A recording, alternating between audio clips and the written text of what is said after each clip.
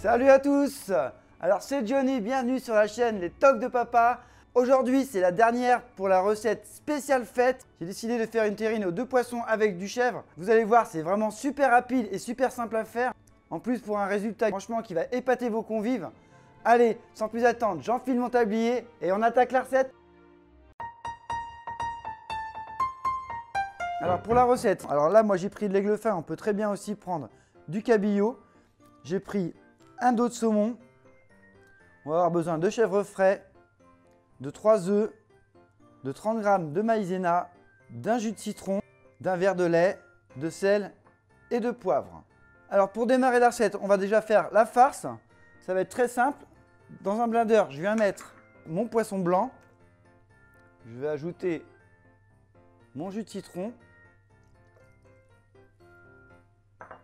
Je vais casser mes 3 œufs.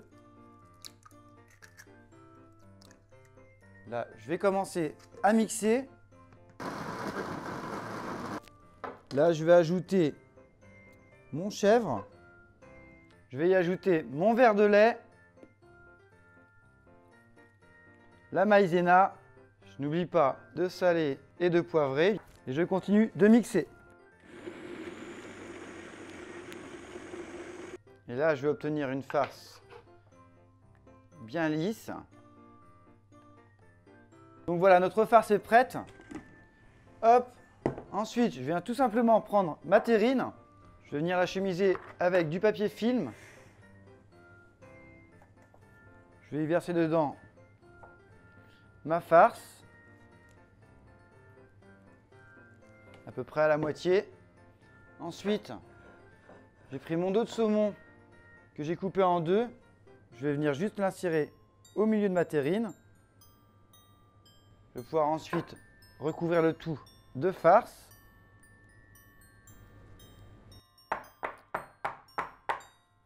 Je vais ensuite à nouveau refilmer ma terrine. Et là, je vais la mettre au bain-marie pendant 45 minutes à 160 degrés. Pour vérifier la cuisson de la terrine, bien sûr, on va venir tout simplement piquer notre terrine. Tac. On ressort et si la lame est sèche sans aucun dépôt, c'est que notre terrine est prête. Ensuite, ce qu'on va faire, c'est qu'on va la laisser au moins 4 à 6 heures au réfrigérateur pour qu'elle refroidisse et se fige un peu plus. On pourra ensuite couper des belles parts, des belles tranches.